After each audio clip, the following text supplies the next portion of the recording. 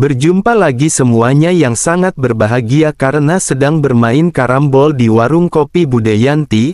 Pada saat ini kita akan kembali lagi diperlihatkan dengan pertempuran dahsyat Xiao Yan melawan keabadian dewa langkah kelima. Pada saat ini juga Xiao Yan mengeluarkan tubuh dewa asli alam leluhur setelah bergabung dengan klon dewa asli. Namun hal itu masih belum cukup bagi Xiao Yan untuk berhadapan dengan Yao Nantian. Xiao Yan pun menyadari bahwa perbedaan kekuatan di antara mereka merupakan sesuatu yang sangat sulit untuk ditembus. Sementara itu di sisi lain Bing Leidong tampak tertarik melihat tubuh dewa asli alam leluhur yang diperlihatkan Xiao Yan. Sosoknya yang sedari awal diam tidak mengambil tindakan mulai menunjukkan pergerakan. Dari tubuhnya kabut es mulai menyebar dan di dalam kabut pekat itu beberapa naga es raksasa mulai terkondensasi. Awalnya mereka hanya merupakan gumpalan gas beku namun perlahan-lahan wujud mereka berubah. Kabut itu tidak lagi hanya sekedar udara beku tetapi kini hidup bernyawa dan menyatu dengan kekuatan yang lebih dalam. Naga-naga es itu meraung mengisi kehampaan dengan getaran rendah yang menggetarkan udara. Tubuh-tubuh besar mereka tidak langsung menerjang musuh melainkan bergerak melingkar mengelilingi Xiao Yan dengan gerakan penuh perhitungan. Udara dingin mulai menyapu tempat itu menekan dari segala arah mencoba melumat tubuh Xiao Yan dengan kekuatan membekukan. Ini bukan sembarang hawa dingin dan ini adalah kekuatan asal, kekuatan yang sebanding dengan sumber kekuatan yang dimiliki oleh Xiao Yan. Aura ini menyusup bukan hanya ke tubuh tetapi juga ke dalam jiwa mengguncang dari dalam. Namun dalam hitungan detik dari tubuh Xiao Yan meledak lautan api yang luas. Nyala api itu berkobar membentuk perisai yang mulai melawan tekanan es yang mendekat. Api dan es bertarung dalam keheningan kehampaan memamerkan kekuatan asal mereka masing-masing. Kedua kekuatan itu bukan sekedar unsur biasa melainkan representasi aturan dunia yang lebih dalam. Bing Leidong masih berdiri tegak kabut putih semakin pekat di sekelilingnya. Dengan satu desahan berat naga-naga es meledak menjadi badai hawa dingin yang lebih besar. Kabut putih meluas menyelimuti setiap inci ruang bahkan mulai menelan api Xiao Yan. Seperti ramalan yang menjadi kenyataan api itu mulai membeku perlahan tidak kuasa menahan dingin yang mendominasi. Xiao Yan menyadari bahwa ini bukan sekedar pertempuran kekuatan tetapi benturan antar hukum alam. Ini adalah adu kekuatan antara dua aturan asal. Namun meskipun begitu Xiao Yan tentu saja pada saat ini tidak goyah.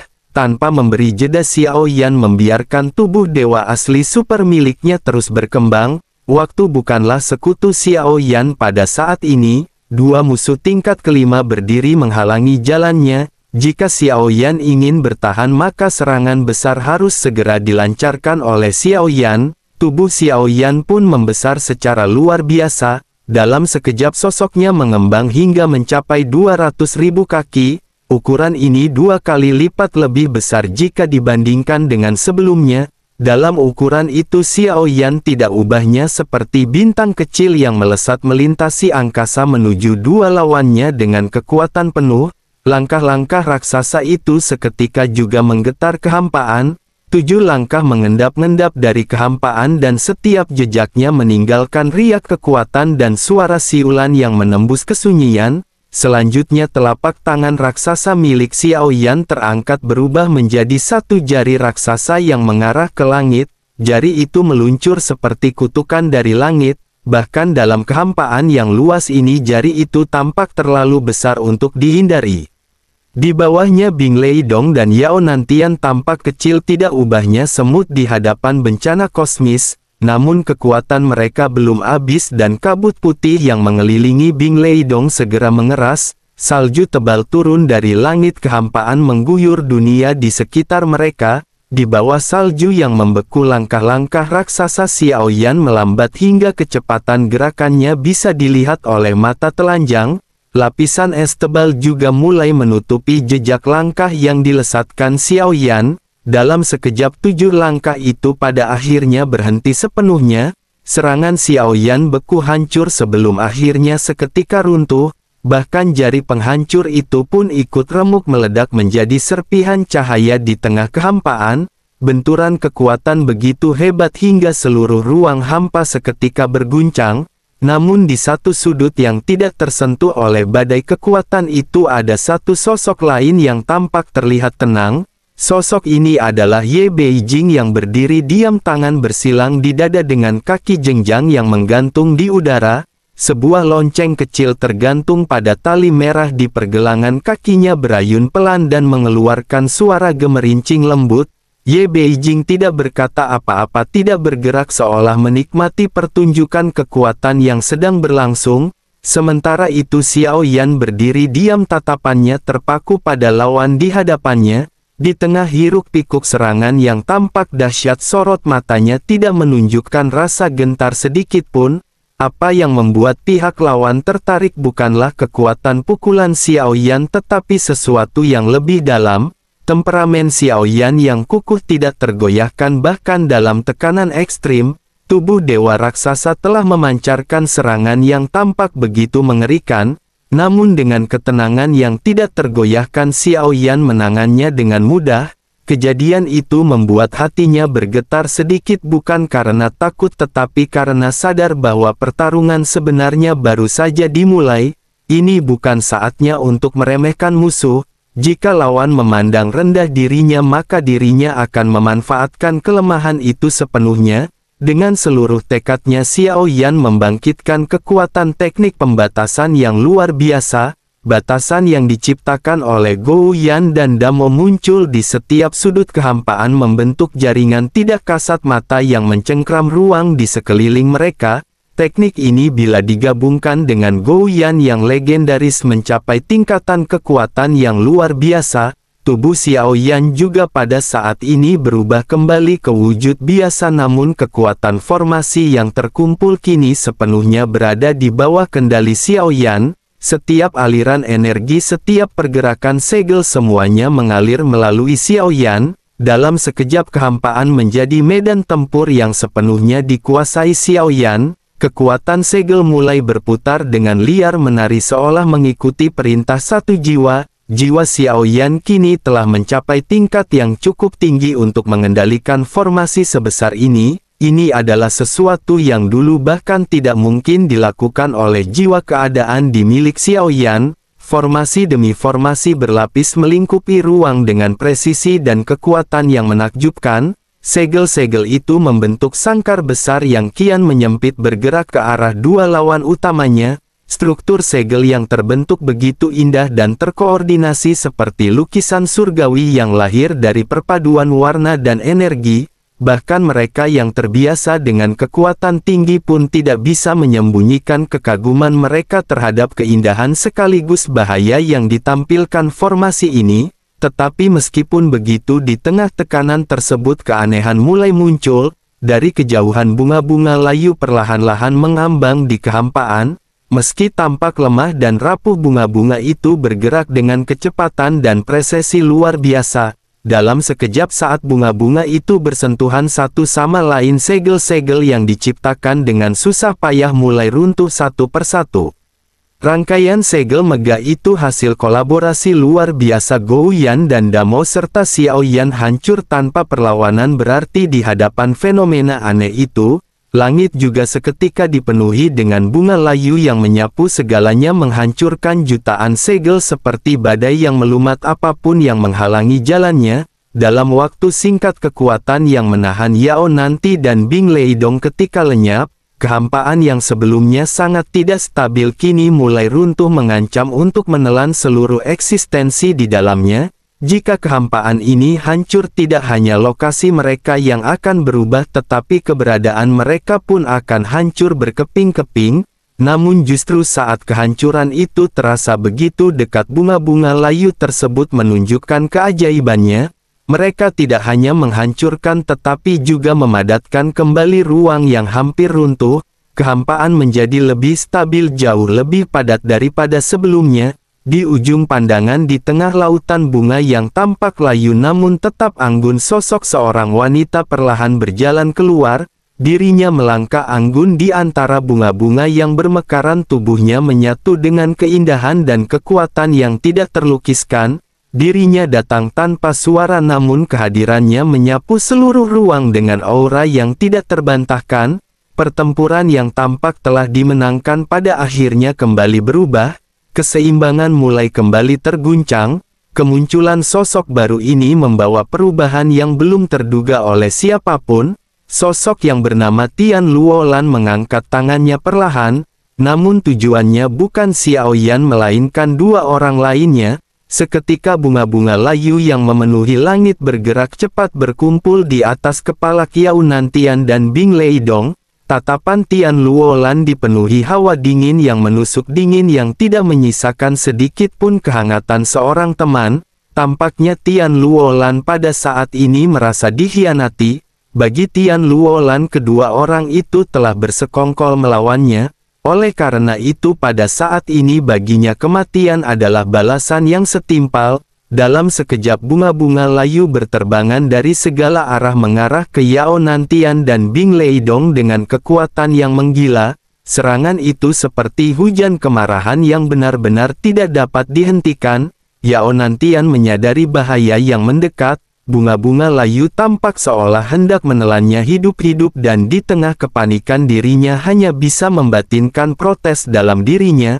Namun Tian Luolan pada saat ini tampak tidak mengindahkan apa yang dikatakan oleh musuhnya. Dirinya bukan hanya keras kepala melainkan dingin dan tidak tergoyahkan. Sosoknya kurus dan menyerupai tanaman merambat mati menyatu dengan aura kebekuan yang mengelilinginya. Bing Leidong yang akhirnya tidak bisa tinggal diam pada akhirnya segera mengumpulkan kekuatan. Sebuah tombak es muncul di dalam genggamannya dan dirinya segera mengayunkannya dengan cepat. Hembusan dingin tajam menyapu udara membekukan bunga-bunga layu yang menyerang. Dalam sekejap bunga-bunga itu hancur berkeping-keping oleh kekuatan ledakan yang mengikutinya. Namun meskipun serangan mereka berhasil menahan hujan kemarahan Tian Luolan, kekuatan segel terlanjur menyelimuti tubuh mereka. Dengan kecepatan tinggi keduanya berusaha mundur mencoba menyingkirkan segel yang mengekang.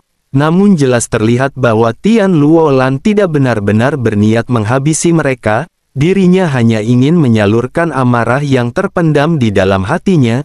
Dirinya juga bukan orang yang bodoh dengan menyerang dua orang sekaligus, dan ini merupakan tindakan yang gegabah. Terlebih lagi ketiganya juga pada saat ini memiliki tujuan yang sama. Mereka bertujuan untuk menghabisi Xiaoyan dan tidak ada gunanya menciptakan perpecahan di antara sekutu. Mereka bertiga sebenarnya telah setuju untuk menyelesaikan misi ini dalam waktu sebatang dupa. Terlalu banyak orang yang terlibat justru akan memperumit segalanya. Meskipun menghabisi Xiaoyan tampak mudah bagi mereka yang berada di langkah kelima tahap pikiran kaisar, dunia tempat mereka berada bukanlah dunia asal mereka. Setiap langkah mengandung resiko yang benar-benar sulit untuk diprediksi. Imbalan yang dijanjikan oleh Tuan Su, sesuatu yang berkaitan dengan dunia sensi, terlalu menggoda untuk dilewatkan, dan karena itulah mereka begitu gigih. Ketegangan di antara mereka pada akhirnya mereda namun tidak sepenuhnya hilang. Tian Luolan hanya membuang pandangannya dengan acuh dan kembali menatap ke arah Xiaoyan. Di sisi lain Xiaoyan menatap tiga musuh yang pada saat ini berada di hadapannya. Di balik ketenangan wajahnya pikiran Xiaoyan terus-menerus berpacu. Xiaoyan merasa kesal karena segel yang telah dirinya susun dengan sangat teliti kini dihancurkan dengan mudah. Sosok yang menghancurkannya tentu saja jelas bukan orang sembarangan. Mereka dapat dikatakan adalah monster tua dengan kekuatan yang luar biasa. Xiaoyan tahu bahwa melarikan diri bukanlah pilihan terbaik. Jika Xiaoyan lari sekarang pengejaran akan menjadi tidak berkesudahan. Hanya satu jalan yang tersisa, yakni bertarung hingga akhir. Xiaoyan harus membuat mereka membayar harga mahal atas keberanian mereka. Jika tidak bisa menang maka setidaknya mereka akan meninggalkan pertempuran ini dengan luka dalam. Ketiga lawannya pun mulai bergerak lebih terkoordinasi. Tian Luolan menutup kehampaan yang mengelilingi mereka mencegah Xiaoyan untuk melarikan diri. Bing Leidong bersiap untuk menekan lawannya sementara Yao Nantian merapal kekuatan baru. 3 bendera besar muncul di belakangnya menggetarkan udara dengan aura kuat yang mencekam. Mereka bergerak mengikuti rencana dari Yao Nantian. Tidak ada satupun dari mereka yang menyaksikan keefektivitasan rencana Yao Nantian. Semua serangan pada akhirnya diluncurkan. Jika masih gagal maka Bing Leidong siap untuk mengambil alih dan menyelesaikan semuanya dengan tangannya sendiri. Langit terasa semakin gelap dan pertarungan yang sebenarnya baru saja dimulai. Udara di medan pertempuran berubah membeku mengeras oleh aura mengerikan yang terpancar dari sosok Bing Leidong. Dirinya berdiri tegak, tombak es di tangan dan hawa dingin mengalir dari tubuhnya bagaikan badai musim salju abadi. Seketika beberapa naga es muncul di balik udara beku meraung dengan aura yang mematikan melesat menuju sosok Xiao Yan yang masih berdiri di seberangnya. Ruang hampa seolah membeku oleh kekuatan Bing Leidong menjelma menjadi kehampaan yang tidak tertembus memperlihatkan betapa ekstremnya sumber kekuatannya.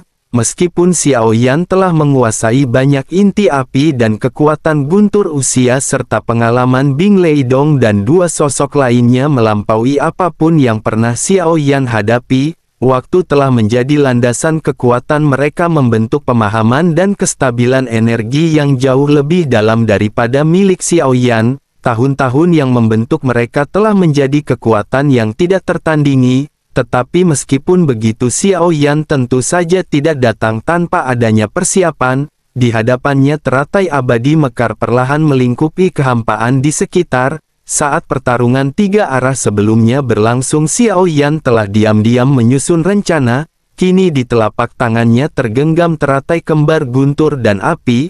Ini adalah kombinasi kekuatan destruktif yang begitu langka. Meski menyadari bahwa kekuatan itu mungkin belum cukup, Xiao Yan tetap maju tanpa ragu. Teratai abadi telah menyerap serangan dari lawan-lawannya mengubahnya menjadi kekuatan api murni yang kini mengalir deras ke dalam teratai kembar tersebut.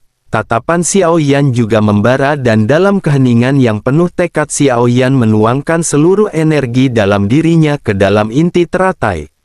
Ketegangan energi yang terus meningkat memaksa tubuh asli Xiao Yan untuk menahan guncangan hebat seolah-olah setiap aliran kekuatan nyaris meledakkan jiwanya sendiri. Di sisi lain ketiga lawannya mulai merasakan ketidaknyamanan dari kekuatan Xiao Yan. Fluktuasi kekuatan yang muncul di tangan Xiao Yan begitu besar hingga menimbulkan kegelisahan. Bahkan Yao Nantian dengan pengendalian dirinya yang luar biasa tidak dapat mengabaikan ledakan energi yang nyaris tidak terkendali itu. Ketiganya mulai menyadari bahwa Xiao Yan bukan sekedar semut yang bisa diinjak begitu saja. Meski berada di langkah ketiga, semangat perlawanan yang ditunjukkan mampu mengguncang kestabilan medan. Saat suara keras menggelegar di udara teratai guntur api akhirnya seketika meledak. Namun ini bukanlah ledakan biasa, ini adalah letupan yang menembus batasan membentuk versi baru dari senjata tersebut, yakni teratai kembar yang benar-benar menyatu. Tidak seperti sebelumnya, kali ini unsur api dan guntur di dalam teratai tersebut berpadu sempurna memancarkan aura destruktif yang berkali-kali lebih dahsyat dari bentuk aslinya.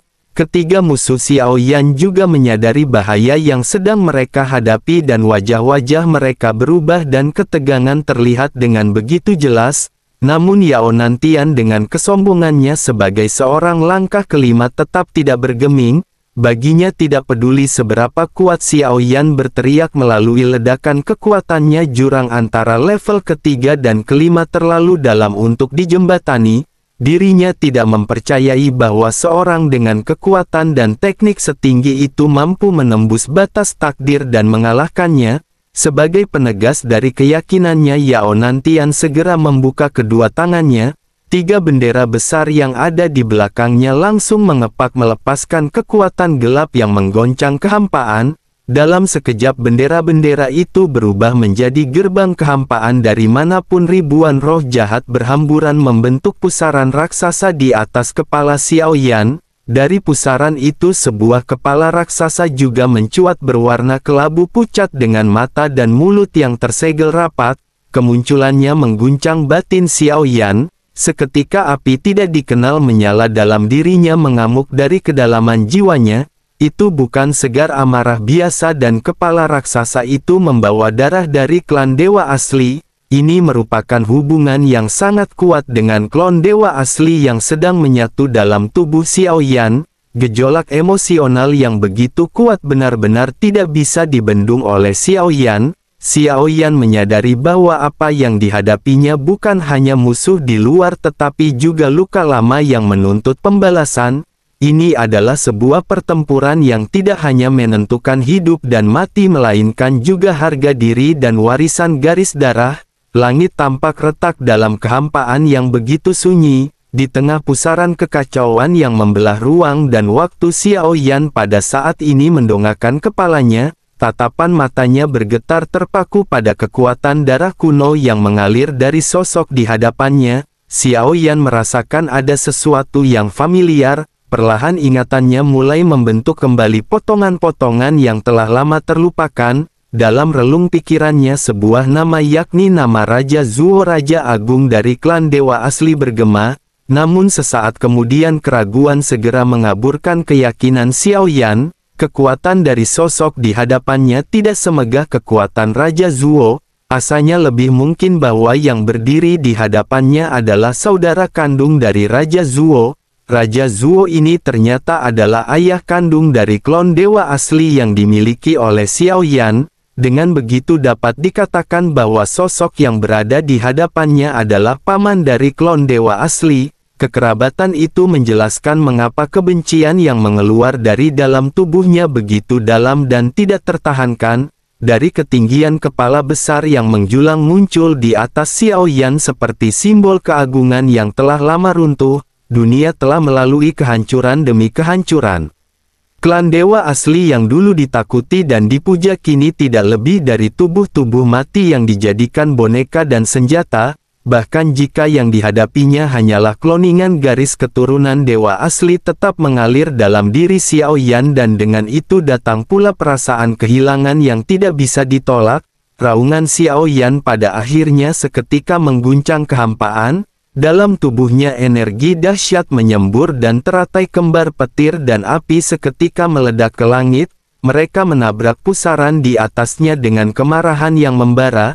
Tetapi meskipun begitu bahaya masih belum berakhir. Dari balik kehampaan naga-naga es raksasa menyusup ke dalam pertempuran membawa hawa dingin yang bisa membekukan jiwa. Tetapi meskipun begitu bahkan dingin yang mengerikan itu tidak mampu menandingi kekuatan teratai kembar yang mengguncang langit. Di tempat lain sosok Bing Leidong juga pada saat ini mulai bergerak. Dengan ketenangan yang luar biasa segel di depan dadanya. Sebuah kepingan salju nyaris tidak terlihat melesat keluar di antara alisnya.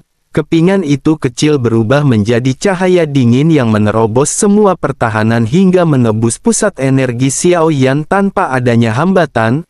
Tanda salju juga pada saat ini seketika muncul di antara alis Xiao Yan. Dalam hitungan tarikan nafas tubuh Xiao Yan pada saat ini seketika membeku. Seluruh energinya seakan berhenti mengalir dan dunia menjadi senyap. Kemenangan tampaknya telah ditentukan dengan serangan Bing Leidong yang berhasil mengenai Xiao Yan. Namun meskipun begitu kekuatan sejatinya masih belum terungkap sepenuhnya.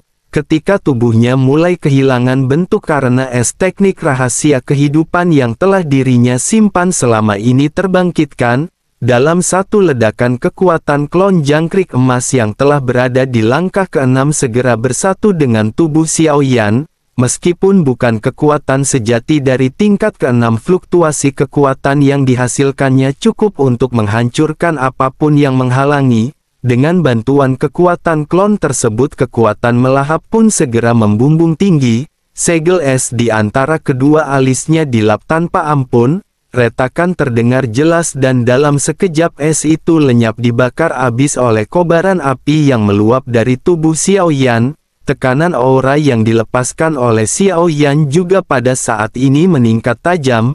Lawan-lawannya tertegun. Kekuatan yang terpancar dari Xiao Yan seolah menembus batas yang sebelumnya tidak terbayangkan. Sejenak mereka semua membeku dan diliputi oleh rasa takut. Namun ketakutan itu segera ditelan oleh keraguan. mereka meyakinkan diri bahwa semua ini hanyalah ilusi yang dipancarkan oleh Xiao Yan. Jika Xiao Yan memang telah mencapai alam tingkat ke-6 sejati dirinya seharusnya sudah menghancurkan mereka sedari awal. Sementara itu Yao Nantian juga bersiap untuk serangan selanjutnya. 3 bendera di belakangnya berputar dalam pusaran energi dan dari dalamnya jatuh sebuah kepala besar. Di antara alis kepala itu tanda bintang mulai memudar menyisakan cahaya samar dari bintang-bintang yang tersisa. Ledakan energi dari teratai kembar petir dan api kembali menyapu medan pertempuran. Namun bahkan ledakan dahsyat itu tidak mampu mengguncang kepala raksasa yang muncul dari pusaran.